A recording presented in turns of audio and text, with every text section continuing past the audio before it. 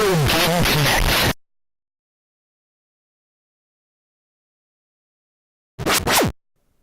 Hello and welcome to Retro Game Connect. I'm Dan Mastriani. I'm Ian Butterfield. And today we're going to be saving the world with the power of pop music.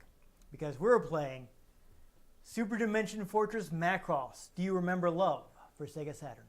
We're not just playing Saints Row 4 with a dubstep gun? No. This predated that. No. Yeah. They actually have a swing music setting for that, and it is I hate dubstep, so the swing music setting is hilarious.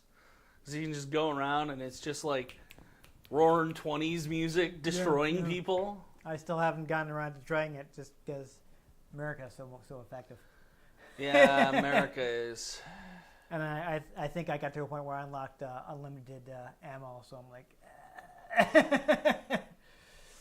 Yeah, the dubstep gun is nice when you have limited ammo. Anyhow, we're on. We got to get moving. So this is based off the movie of the same name, which is based on the TV series, the Super Dimension Fortress Macross, Which was based on a video game, which was based on an anime, which was based on a manga, which was based off an offhand comment made by Stan Lee to Jack Kirby, overheard by an intern. Oh. So you're going to get me distracted again because they did actually make a manga based on an idea by Stan Lee. Apparently he did the original, what was the name of it? It was drawn by the guy that did Shaman King. But that's super off topic. Let's not worry about this. This game was released for the 50th anniversary of Macross. The original TV series aired starting in 1982. Huge hit. I would consider it one of the pillars of the real robot genre. We discussed this a little when we played that Gundam game. Mm-hmm. Basically, you've got your super robots, which is the big fat that started in 1972 with Monster and Gazette, where they're the superhero robot, tend to have one-on-one duels with monsters of the week. They have some amazing finishing move that they always use to win their fights that generally involves a lot of stock footage. And, the pilot is some hot-blooded guy who shouts out the name of all of his moves. Yeah. So this kind of breaks down if you try to apply it as a fast and hard rule. But in general, real robots are, okay, this is a war. The robots are mass-produced. They're basically just a military vehicle. Like when you look at Gundam, there's still a lot of super robot in it because he's piloting a one-of-a-kind prototype that's much better than all the enemies. As with vehicles. anything that has, your standard fare mass-produced robot, all the heroes have the fancy ones. Yeah. You watch Zoids, they have the shield Ligers, but then he gets the blade Liger. No one else has the blade Liger. So Macross actually took it a little farther in that, everybody's flying a mass-produced vehicle. Yeah. The gimmick of Macross is that their vehicles are the VF-1 Valkyrie transformable jet fighter. So it's normally a jet fighter. A lot of times they just fly it as a jet fighter. They're doing a lot of jet fighting, but it can turn into a robot. Mm. And there's also got an in-between mode called the Gerwalk, which is, honestly, I'm not really sure what the point of it is. Like Robotech. Yeah. No, actually, it's funny you mention it because Macross is the first third of Robotech. Oh, that's right. Yes, since we're on the subject, the reason that Robotech came about is because Harmony Gold wanted to bring over Macross, but they were aiming for weekday syndication. For weekday syndication, you have to have a certain number of episodes. Macross wasn't long enough, so they took the basic plot of Macross and two similar-looking series from the same studio, which I believe are, was it Super Dimension Cavalry, Southern Cross, and Genesis Clamor Mospeda. I hope I got those names right. But they, Macross is mostly the same as the Japanese version. Yep. And the changes become greater as you move on to the other series because they were rewritten to fit in to connect to the plot of Macross. So by doing that, they combined 3 series and made one series that was long enough for weekday syndication. Nice. So that's how Robotech happened? I had a Robotech game for my Game Boy Advance. Okay, yes. Which is why I know anything about Robotech, really. Yeah. Because you would fly as the jet, or you could transform into the in-between mode, or you could transform into a robot, and the in-between mode was the best because you weren't flying so fast that you randomly hit things, but you weren't on the ground where you're a lot easier to be hit. I think actually this game is very similar, as we'll see when we start playing, but yeah, so the in-between, so yeah, absolutely. So Macross is actually probably the most popular part of, especially since it was the foundation of Robotech. Yeah. So people will probably be, Robotech fans will be familiar with this as well. But Macross was actually a huge hit. And because we talked about before, like Gundam had the compilation movies where they took footage from the TV series and boiled it down to 3 movies with little bits of new footage to kind of fill in plot holes to kind of connect things where they had to put in more footage. But apparently, Do You Remember Love is actually a retelling of the TV series. It's all like a brand new movie, so it's not a compilation movie like with Gundam. It's weird. It's a movie with a similar plot. Sort of like how, for some reason, the only way people tend to make video game movies is, hey, let's take the first game and just turn it into a movie because everybody's already seen that plot. Yeah. Or the Avatar Last Airbender movie. Yeah, but it's made by the same people, so it's not completely different. Well, yeah. It's not, let's take, 25 episodes of a TV show and turn it into an hour-and-a-half movie? Yeah, I mean, they did do that, but it was by the original writers, so it's... So they actually knew what they were doing. Exactly, yes. I've seen the original TV series and both like the original Japanese version and Robotech, but I haven't seen the movie, so I don't know a lot about what happens in the movie. I actually have the Animigo box set, which was subtitle only. Then ADV got the license after them, and they actually created a new dub, this is really interesting, with Mari Ijima, who played Lin Minmay in the Japanese version, reprising her role. Now, apparently, she's actually lived in the U.S. and she speaks English. So this is something I'm not aware of ever happening any other time, where the original Japanese actor comes back to play the same part in the American version. Well, I mean, I don't think they change. At least in anime. I don't think they change any of Pikachu's lines from Japanese anime. That is true, yeah. But that's not a case of, like, they don't bring, who to play as Pikachu? It's somebody famous. But well, yeah, they don't playing they Pikachu just for like 20 years record this now. line. Oh, no, I'm saying she was already a big name before getting the part of Pikachu. Yeah, in that case, they just leave the lines alone because it just works. It's just noises, doesn't matter. You don't need to translate them. And Pikachu's name doesn't change from Japanese to English. But this is crazy in that it's the same actress re-recording her lines in English. Yeah. So that was actually pretty neat. But I've unfortunately never heard it since, again, I have the subtitle only set. The only other time I can think of someone who, the movie or whatever was released in one language and they also did the voices for other languages is Vin Diesel doing Groot, because he records all of the different languages, and he records all the different I Am Groots too, with different inflections and whatnot. Right. But he also, whatever languages it's being released in, he says it for all of those languages. So, no matter what language you're watching Guardians of the Galaxy in, Vin Diesel is still Groot. Nice. I suppose that's doable since you only have to learn how to say one line. Yo soy Groot. Yeah. So it's not as hard as properly pronouncing like a whole bunch of lines in different languages. Oh yeah. And using all the different syntax and grammar and whatnot. It's Groot. Speaking completely off topic thing, but it makes me think of what's the guy's name? The one with the face? Yeah, the actor. He was in a bunch of classic movies. He was in Maltese Falcon. He was in Casablanca. He was the guy that's oh my God, he's a German actor.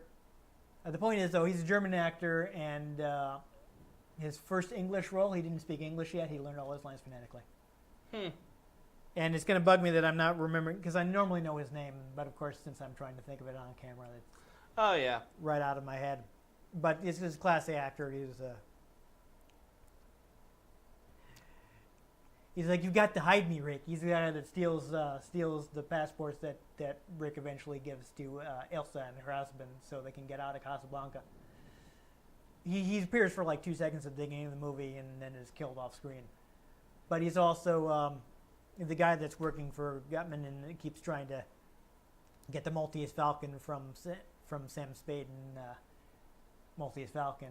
And Really? The Maltese Falcon in Maltese Falcon? yes. You know, Maltese Falcon in The Godfather. Yeah, I know, right? Yeah, you don't want to be confused, but anyhow, we should get back to this game. This game, as I mentioned, based off the movie version. Apparently, he has used a lot of cutscenes from the movie. Uses a lot of but also has some original animation. This seems to actually be done by Studio Gonzo, who is a well-known anime studio. I didn't know that Muppet had his own anime studio. Right? I mean, I think he has all the chickens, do the animation. But now I'm just imagining that. That would be hilarious. But I'm looking at the credits, and apparently the original creator of Macross, Shoji Kawamori, seems to have been involved in the game too. Like he actually directed the new animation and things like that. And oh, that's good. so that's cool. I always appreciate when the people who are involved in a license are involved in their licensed video game. Yes, that is cool. And of course, Shoji Kawamori has gone on to do lots of stuff in the anime industry, not just more Macross, which they did do, but he's continued to be active. So he's a well-known name in the industry. I think the maximum of that, the people being involved, being the South Park video games, because those are written, directed, all that by Matt and Trey. Which is good, because the ones that they weren't involved with were South Park: The Stick of Truth, though. Anyhow, this actually, unfortunately, the original voice of the main character, Hikaru Ichijo, passed away at the year before the game came out. So they had to use archival recordings for his lines. That's awkward. So I think basically he doesn't talk in any of the new footage. I don't think there's only so much new footage, so yeah. They just compile a bunch of words he already said, and now there's mismatched tones between words. Yeah, I don't think anything like that. It's just when he's talking stuff he originally said in the movie, and they just. So it's not like the episode of South Park where they killed off Chef after No, Isaac no, Hayes not left. like that was. Yeah. But they just had to use a bunch of his old lines. Yeah. Yeah, he was. I'm pretty sure, as I recall, Isaac Hayes was not happy about that. Come to find out, I guess it was more of the church being more not happy about it and making him leave. Yeah, no. I actually read about that. He later. was not happy that they did that episode. But they had to kill him off. The eulogy they gave for his character at the end was pretty good, because it was also sort of a speech about Isaac Hayes too. Yeah. Because they basically said, "Listen, the Church of Scientology messed him up, but we should remember him for who he was." Yeah. So let's not get too far afield. One other thing, does not apply to the Saturn version, but this game was eventually ported to PS1.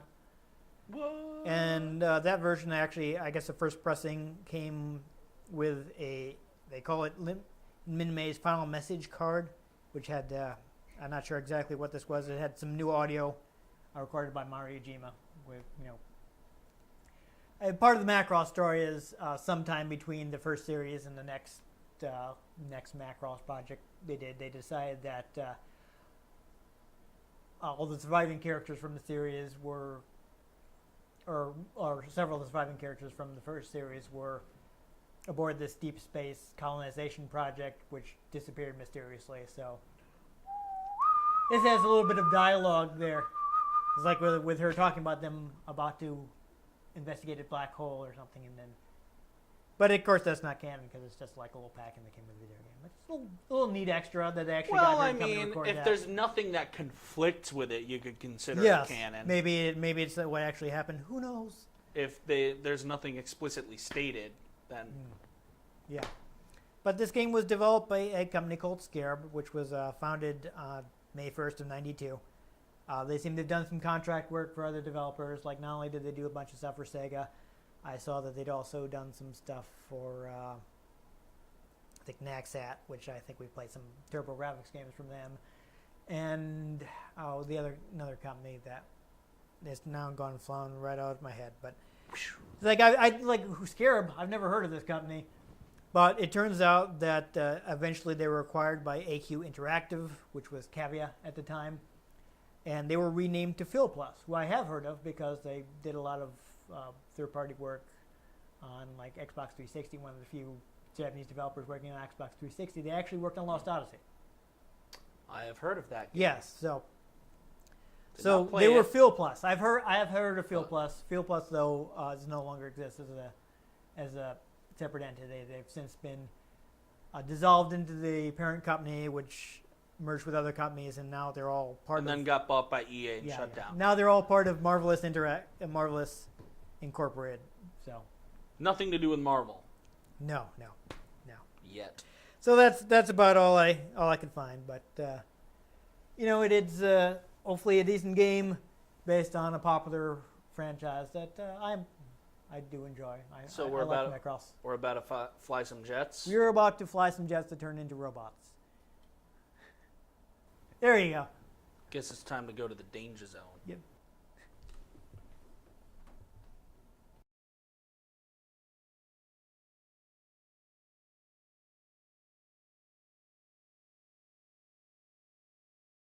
All right, so there we go. We got some logos from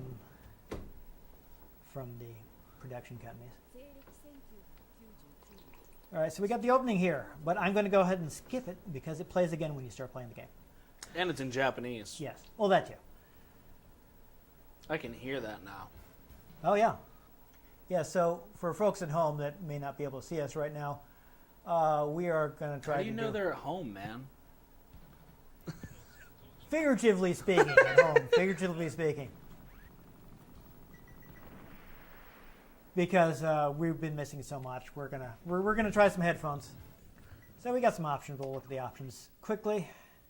I guess that's an option. Yeah, so yeah, you can Weapon select? you can save your game. That is the one thing I do want to look at is the weapon select.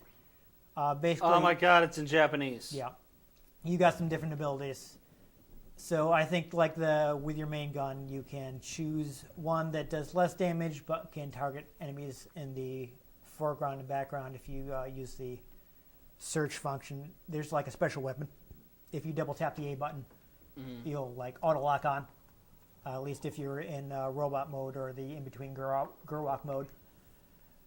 And I don't know if this one doesn't lock on or just doesn't lock on to enemies in the foreground and background. But either way, it doesn't have as much lock on, but it does more damage.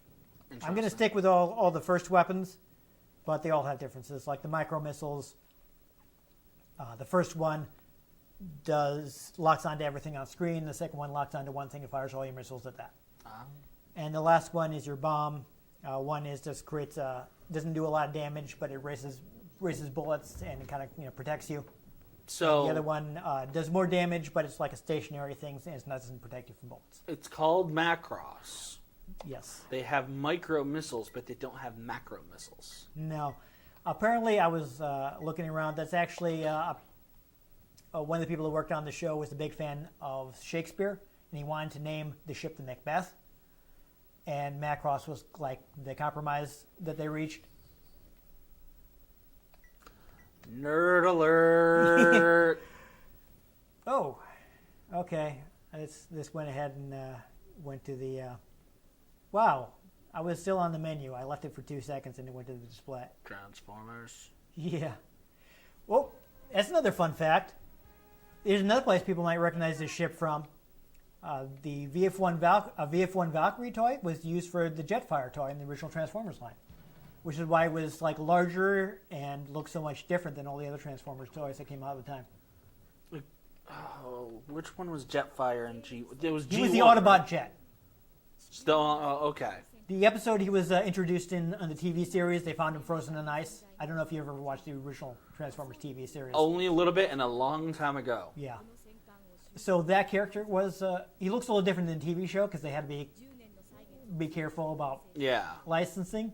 Just my image of Jetfire is because Transformers Armada was the one I grew up watching. So he would have been redesigned for that. He was a space shuttle. Yeah. But in the original TV series, he was a jet. And he was actually like a VF-1 Valkyrie toy that Hasbro licensed and altered a little and used for the Jetfire toy. Interesting. Yeah, so he was actually this really big, heavy toy. My neighbors had a Jetfire. Oh yeah, because all the G1 Transformer toys were metal. Yeah. Oh yeah, they were back when they still made toys out of die-cast metal. I love G1 Transformers. I still have a ton of them. At one point, I had one. It might have been Jetfire. It was... Jetfire was a cool toy. All I remember, it was white, a jet, and a transformer. It could have been him. He was a really big one, though. He was... It's probably about this. Like that. Yeah. Then Holy he's probably crap, Jetfire. I had Jetfire. Because the toys for like Starscream and...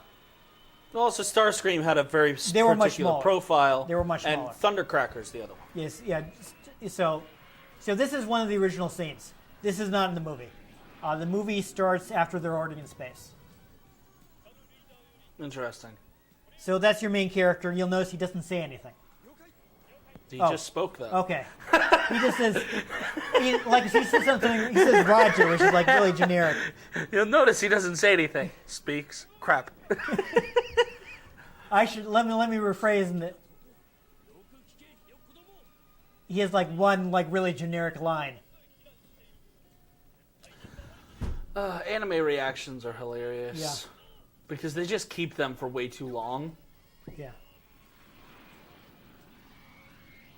So I should say he doesn't say... Yeah, that's what say that toy looked like. Anything relevant. He just says, Roger. Roger, Roger. Yeah. Basically just battle droids from episode 1. So I was looking at some facts. They first off, I will demonstrate that you can switch around. Yeah, it's actually a very famous actor. You can transform. I'm actually going to go with the gear walk mode.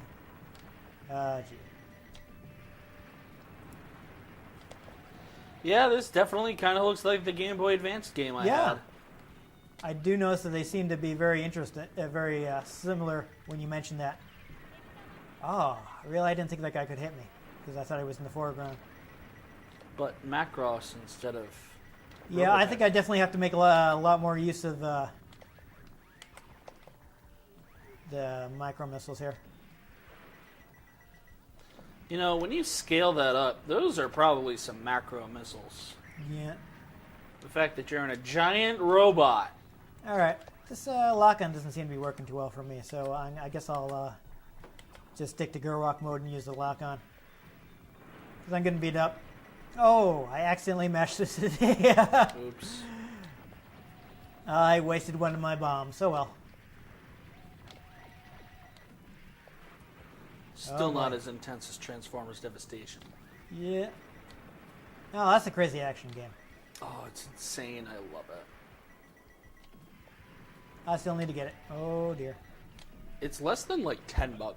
I know, but I'm broke. So I was mentioning, though, the guy that just talked to us, he's actually played by Akira Kamiya, who is a very well-known actor. He's played a lot of big name roles. Like he was the main pilot of Getter Robo. He was Kinshiro in Fist of the North Star. Obviously, he plays the Japanese version of Thomas the Tank Engine.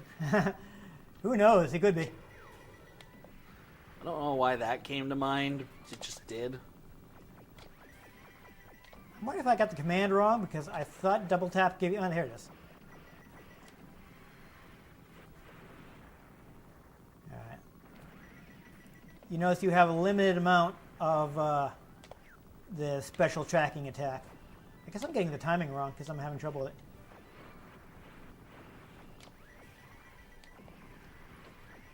Ah, that's so close. Oh no. Yeah, I took too many hits.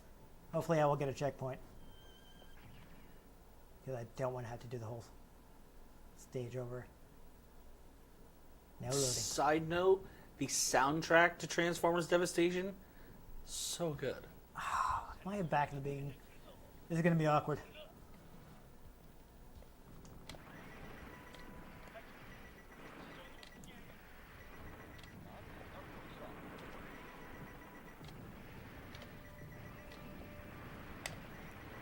Yeah, I think it's going to try to make more use of my missiles here. Just always be firing missiles. ABFM, man. Yep.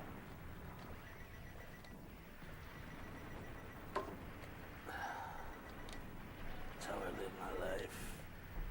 Yeah, I don't know. I'm Missiles everywhere. Not very popular on the highway.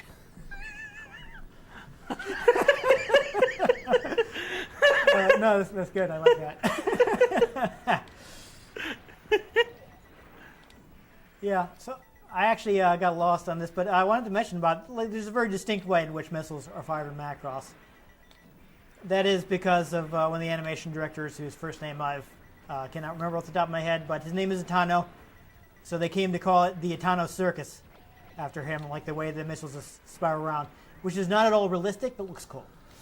Yeah, I would say that's not generally realistic. But who cares? It's an anime and they want it to look cool.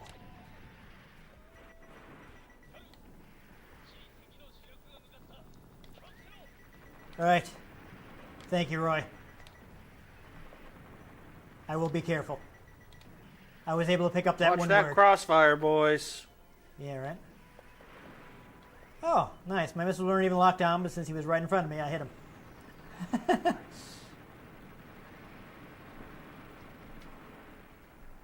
Alright, let's shift to Gurrock here.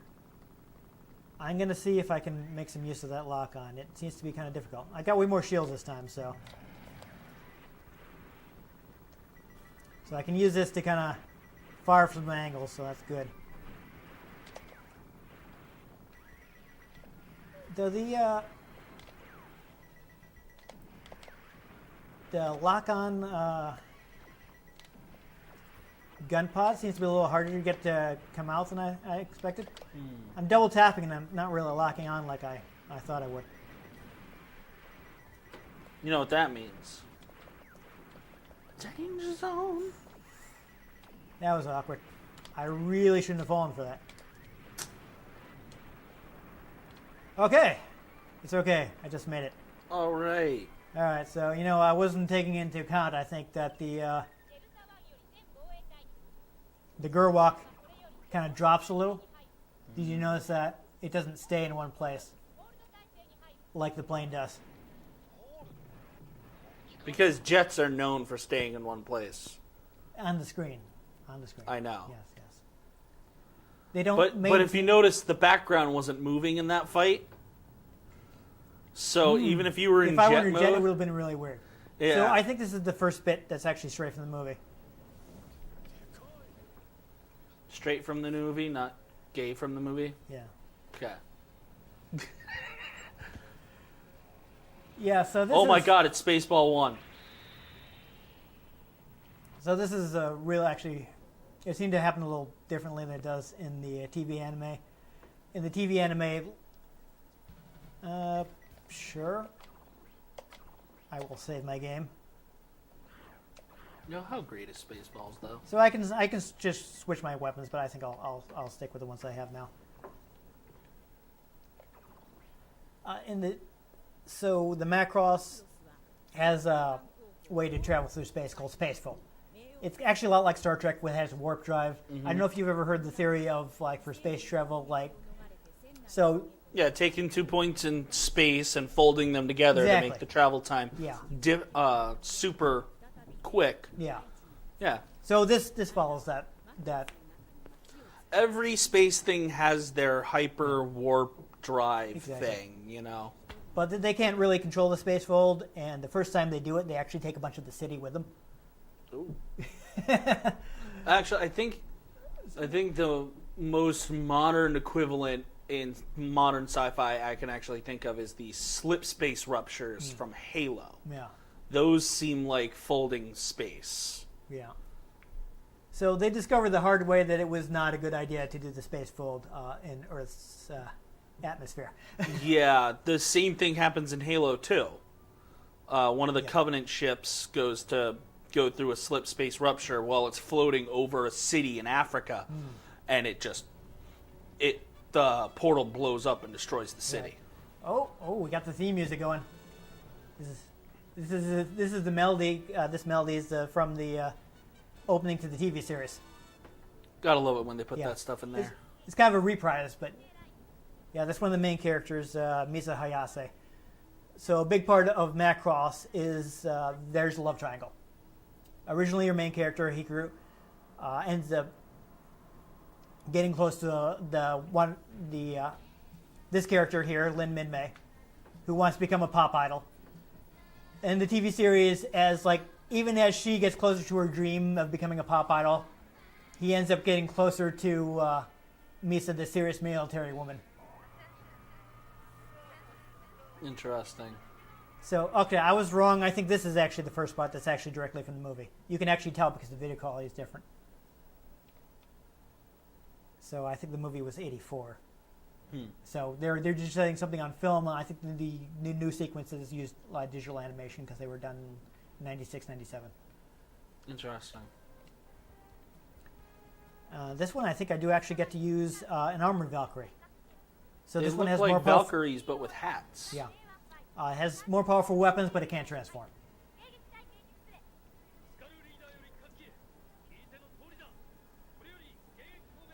Some compelling dialogue right here. I understand every word of it. I know exactly what's going on in this story. Well, he just said long-range missile standby. Yeah, that's what I named my cat.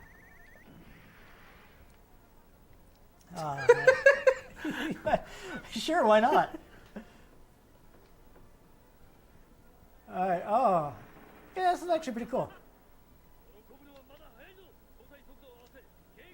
How is he supposed to fly with all his hair in front of one of his eyes? Well, who cares? He looks cool.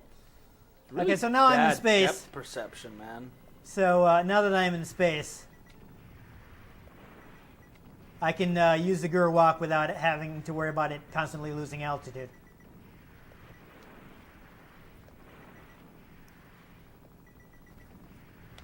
Now, Let's see if I can. does the crazy space core float by at any point in this? I did not get rid of that rest. I'm sorry. With Wheatley? What are we talking? You didn't play Portal 2? No, I did not. I'm still stuck on Portal 1. Keep in mind, motion sickness. Oh, yeah, that's right. And there's a lot of motion in that. So as fun as Portal is, it's hard for me to play for very long. Yeah. There's one little robot thing that it's Ooh, like this guy's glitched tough. out, and it wants to go to space. Oh, there you go. Want to go to space? Oh, space, that's space. what you keep Ba, ba, referencing. ba, ba, ba, space. I Wanna go got you. space. Okay, that guy's on my side. He's got the UN space. Spacey logo. I love that the name of the organization you're part of is UN Spacey. UN Spacey? Yes. What?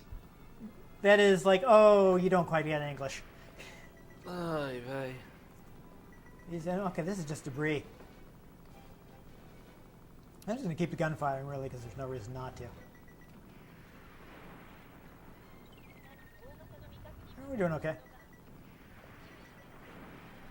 Thanks, Misa.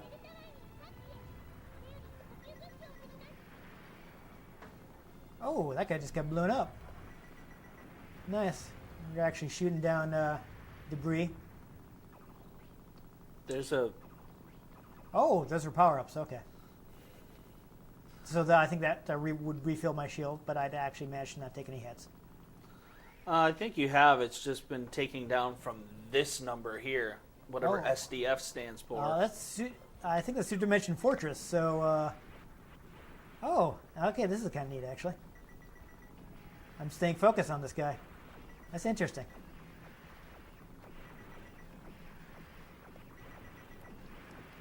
I'm gonna fire some missiles at them.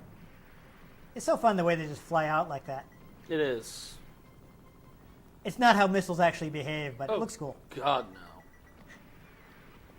Been playing Just Cause 3 and pretty sure missiles don't work like the Fire Legion. I actually saw that because I saw that it was shared to Twitter that you were playing because you were streaming it.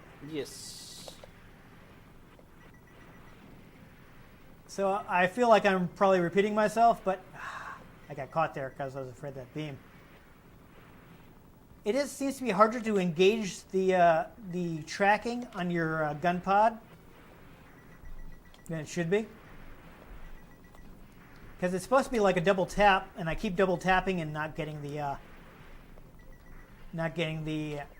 Watch out, one more hit, I you're know. a goner. I died. Hey, you're a goner. Yeah. You got hit one more time. I did. It happened.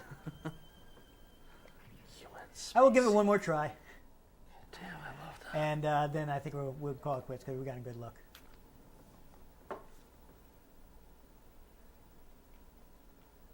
And Tom. That just reminded me of how that. Can I? Oh no, I can't skip it. Slip space rupture scene looked in Halo 2 remastered. Yeah.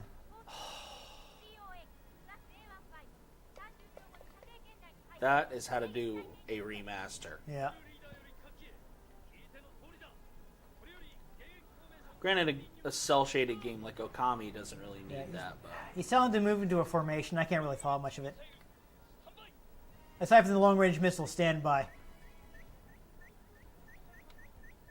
I can't really get it. I'm sorry, I don't know enough Japanese. This is the extent of my Japanese knowledge. Domo arigato, Mr. Roboto. Domo, domo, domo, domo. That's about all I got. Yes. Domo arigato is thank you very much.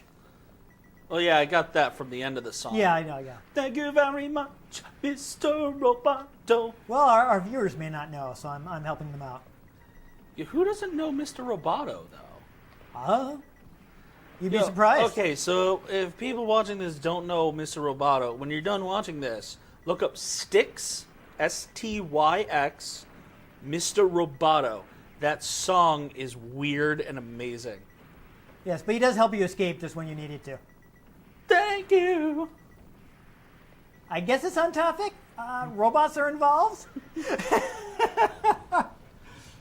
And you said one of these characters is named Roy, right? Yes. I'm Kilroy. There we go.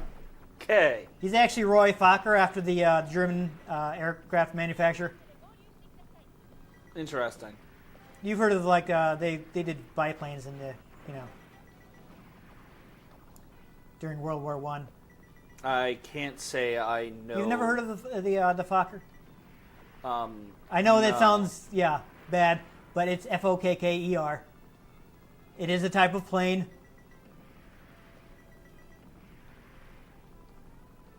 These are all the pieces of the busted up Decepticons that I believe that if got I'm ejected into space in the right. Transformers movie. If I'm not remembering completely wrong and making a fool of myself, I believe the Red Baron flew one. Oh, that was smooth. I do appreciate a lot of stuff's going on in the background. We've got the space debris to blow up. And then you got your B-52 with jet engines Yes. in space Oh, yes. on its way to the Love Shack. Oh, exactly.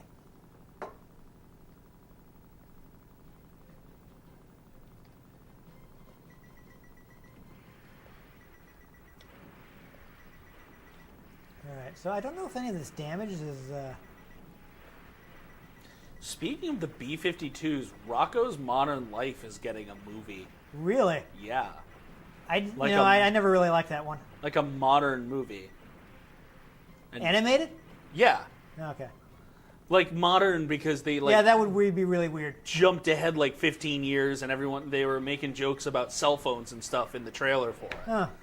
Is it like traditional animation or is this? Yeah, CGI? like it's just a movie version of the original animation. I mean, I wasn't a big fan of that show, but Rocco's Modern Life. for people who liked it, I'm sure they will appreciate that it's now getting a major motion picture. I Well, I don't think it's going to be major motion. It's Like a TV movie? Yeah. Okay. Nickelodeon's been doing a lot of those because, like, there's the Hey Arnold one Okay. and an Invader Zim one. Oh, really? Yeah.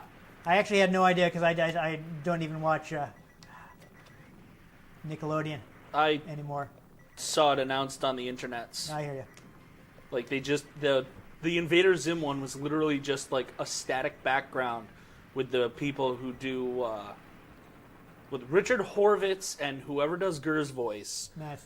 Doing a quick conversation between the two of them, talking about coming back for a movie and that it's happening.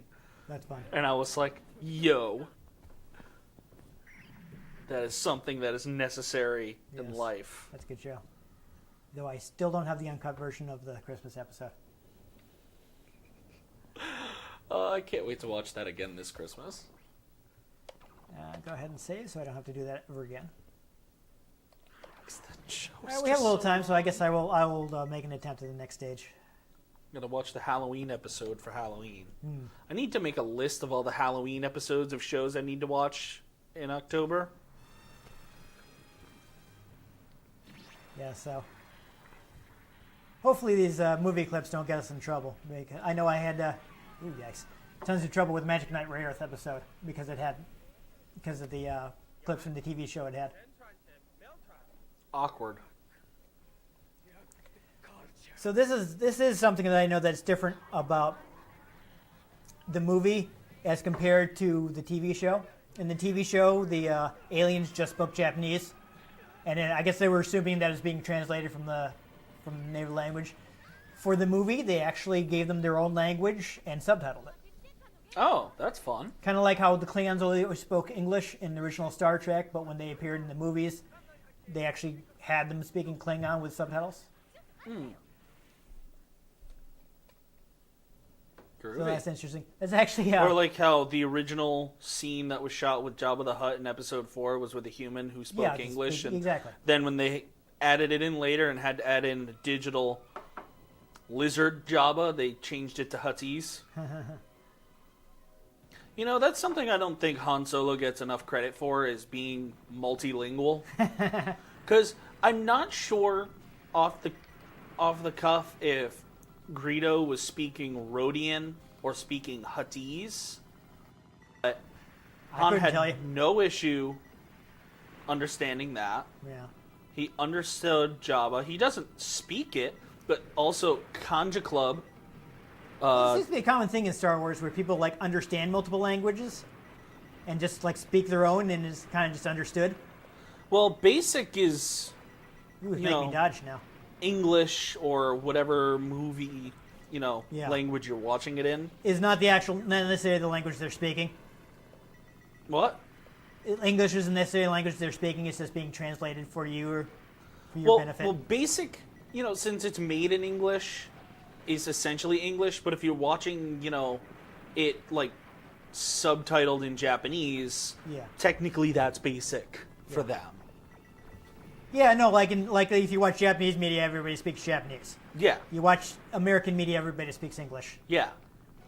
It's whatever native language you're watching it in is basic. Yeah. But like Kanja Club, they think that basic is dirty and they don't want to speak the common language, so they stick to their own language. But Han understands it. Yeah. And he also understands Shriwalk, the language of the Wookiees. Yeah. Well, it does seem to. I mean, they've got like such a galactic society. It seems to be a requirement that everybody at least understand multiple languages. Yeah. Oh, look, here's something fun. So, in the movie, Greedo speaks Rhodian or Huttese. Again, I don't remember which one off the top of my head. But if you watch Clone Wars, he speaks Basic. He shows up in an episode of Clone Wars and he speaks Basic.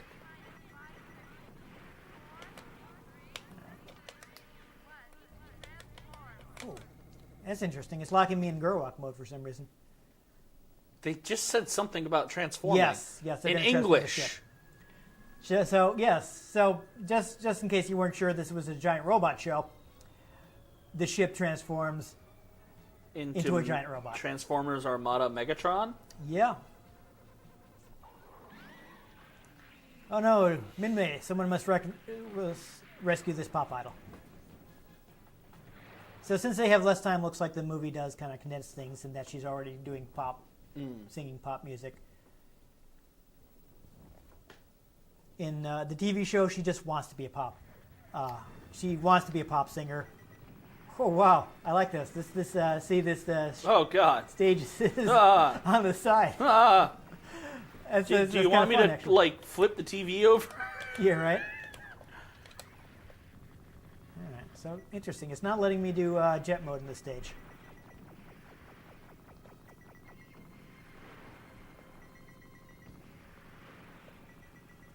Yeah, but in the TV series, like she wants to be a pop idol, and she thinks, well, like, oh, now that I'm stuck in space, I'm never going to get to. But Space wins. needs pop idols too. Yeah, so that's actually what ends up with happening. She becomes a pop idol on the Macross. Of course. Because there are a bunch of civilians that are pulled along, and they end up like rebuilding the city inside the Macross because it's so huge. Because the ship originally belonged to the aliens who are giants. Ah. So it's built to their scale. And they actually end up rebuilding the city inside it, and a lot of time takes place. The series takes place over a good amount of time, so they actually end up rebuilding the city, and people are living their lives inside the Macross while they're trying to get home because the spacefold system immediately breaks down after the first time they use it, and they're stuck like out by Jupiter and have to go home the slow way. From Jupiter to Earth? I think they spend like a year or so getting home. Oh, the way you said it made it sound like 20 years went by. No, not quite that much. I was gonna say it does not take that long for that highly developed kind of shit to make it from Jupiter to Earth. Yeah. It does take a while. Like there are characters that have kids, so it's at least a couple years. Like holidays go by and things like that. Yeah. So this is another big. This is what first brings them together. Is he rescues her, and because of like the transformation of the ship, they end up trapped in a section that's not being used. So they're stuck there for quite a while, and that's what first brings Higuru and Minmay together. So they're dating for a while, but then she gets pulled more into being pop idol, and even if she's becoming more successful as an idol, he's getting closer to Misa, who is like the serious woman who's kind of like his commanding officer.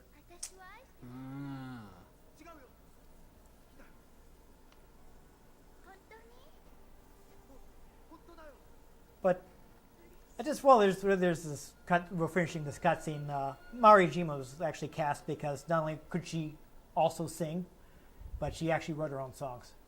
Oh, nice. So actually, she's had success as a musician. She's released a lot of albums, both in the U.S. and Japan.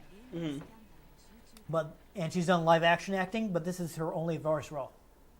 She's never done voice acting any other time. Interesting. So it's weird in that she's known as Minmay, but it's kind of overshadowed her whole career. That English translation, though. Yep. Asteroids Belt. Yeah. But anyhow, I think that's a pretty good look. Yeah. So, we got through 3 levels. It wasn't too bad. I thought it took a while, but I got the hang of it. Bumping knees. That's exciting. Anyhow, I think once I got the hang of it, it was pretty decent. Yeah. I definitely had to make a lot of use of my missiles. I mentioned this several times, but I had a lot of trouble getting the special fire for the gun to work. I read that you just have to double tap, but no matter what speed I double tap, it seemed to not activate a lot. Weird. Which is weird. But I definitely, it looked pretty good. I understand the graphics are slightly better in the Saturn version, though the video is probably a little better in the PlayStation version because it handled video compression better. PlayStation was better. Yeah. At certain things, it was better at lasting. At pre-rendered. Yeah, gotcha. No, I'm not. I'm not gonna pretend it was not clearly the most popular system. But there were, Saturn was a very good 2D system, so shooters like this tended to be better on Saturn. Not that you couldn't do them well on PlayStation, but PlayStation was better for 3D. 3D. Yeah. For your Spyro the Dragon. Yeah. And your Crash Bandicoot. Yeah. Saturn was actually very powerful, but the way it did 3D, you had to do more through software, so you were using more of that power to do the same stuff you could do on PlayStation because it had dedicated hardware for certain special effects. Yeah. So basically, you had to use the main CPU of the Saturn and tie it up doing special effects that on PlayStation you wouldn't have to tie up the main CPU with because it had dedicated hardware for it. But anyhow, I thought this was a truly decent shooter. I love that they got the original cast back, or at least as much of them that were available. The Retro Game Connect rating, totally decent. Yes, we're not the most exacting critics, I admit. But they got the cast back, so it's got the good feel of the original series. Always good to have original cast and license stuff. Lego Star Wars The Force Awakens is 100 times better because they actually got everybody to come and do new lines absolutely. for the game. It does seem to be something that's maybe because of the way they handle their voice acting industry, does seem to be something that's easier to do in Japan. Yeah. Because you do see more often the original Japanese voice actors coming back for things. Yeah. I think there's more of a reverence for the art form, though. Yeah. In general. Well, the way definitely they treat voice actors more like we treat live action actors in Japan. Like So, but a lot of people will come back. Like I mentioned, Kira Kamiya. I mean, I think he's pretty much retired now, but he came back to reprise his roles for a long time. Yeah. Eventually, he had to be like, you know what? I can't scream like that anymore. So he couldn't reprise roles like Roma Nagare from Getter Robo or Kenshiro from Fist of the North Star because they did a lot of shouting. Yeah, but like if you think but like if they did a Macross thing, like Roy doesn't have to shout. Yeah. So he'd be like, yeah, I'll come back and do some new lines for Roy. Yeah, but if you think about American shows and movies and whatnot that have a lot of voice actors, you mention to most people the name like Phil Lamar, Peter Cullen. Oh yeah. They're not going to know who those people are, but then you start rattling off all the characters they've played, and like, oh.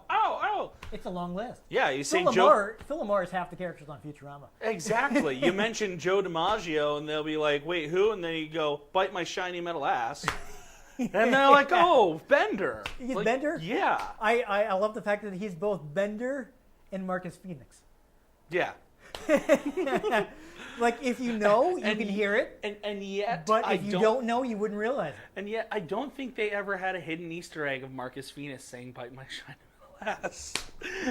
That would be fun. They should make it like a really... I played those games a lot, and they really should have, like... They should have made it like a really rare line for multiplayer.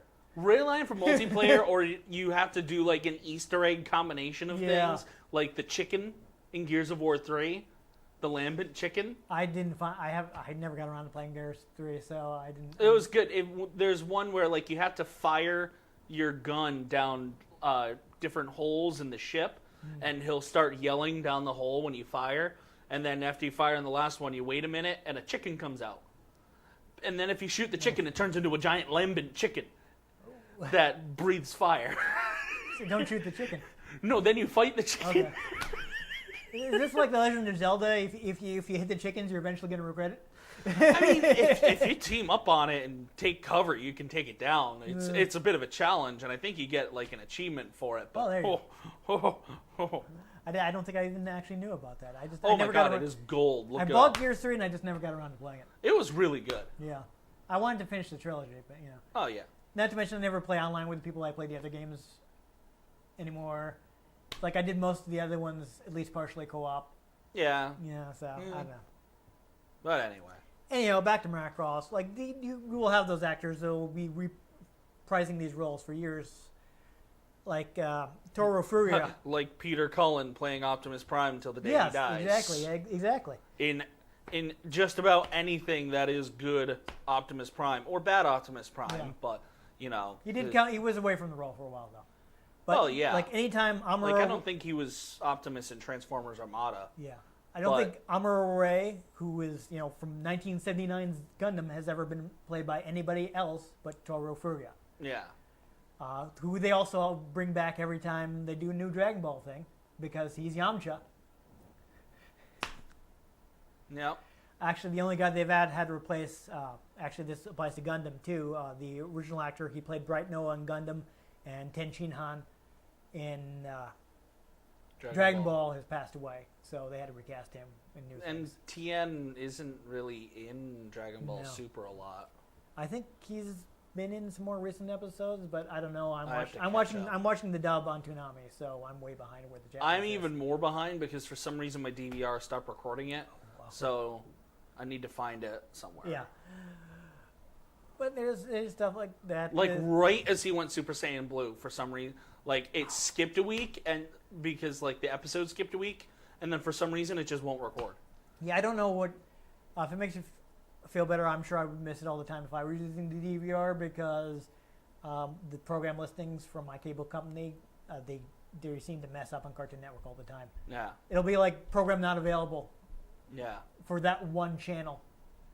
It's like, I'm glad don't have to DVR anything. I gotta It's like, I'm glad I'm watching this live. look it up. Yeah, I know, it's weird. It See, may even be on their end of the programming. I can't Okay. watch most things, 'Cause most you're primetime working. things live because I work until midnight. Yeah. And anyhow, back in the game, I like that they got all the original actors. That's always a great touch. That does seem to be easier to do in Japan with like anime. I don't know if it has to do with their contracts or what, but a lot of guys just keep coming back.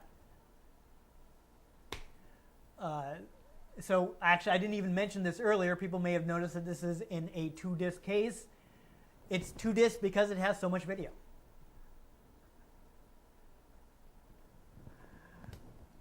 So like there are video cutscenes between like every stage, in addition to those like little still frame things with narration they do as well. You're having fun I with that. screwed aren't up that last one. you? And you're probably going off the side of the screen too.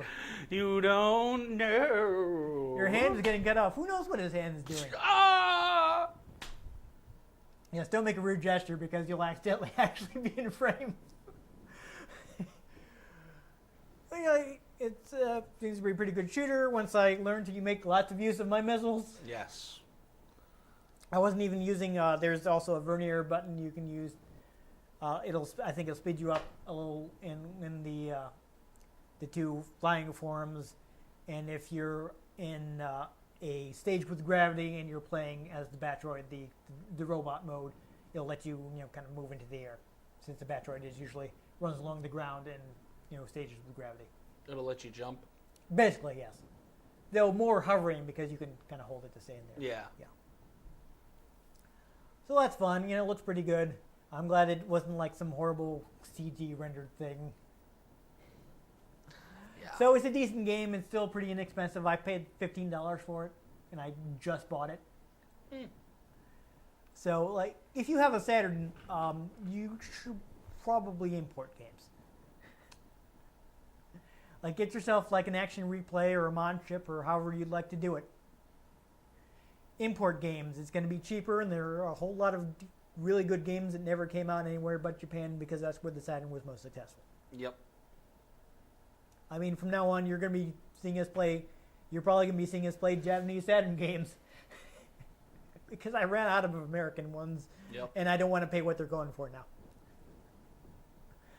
So unless like someone miraculously drops off a box of American Saturn games that they don't want and don't want to feel like eBay,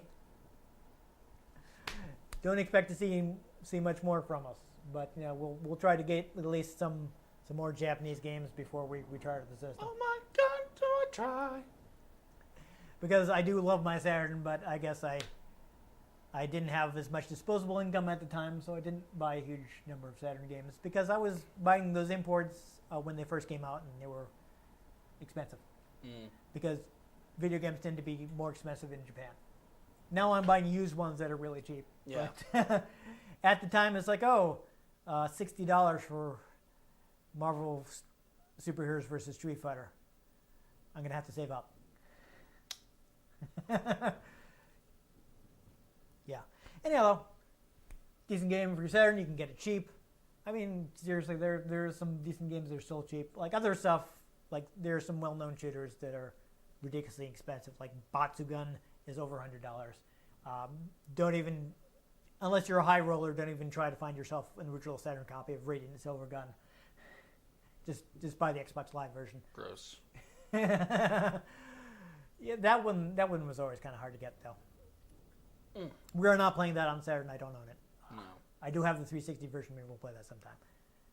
But yeah, look into the imports. It's a good time.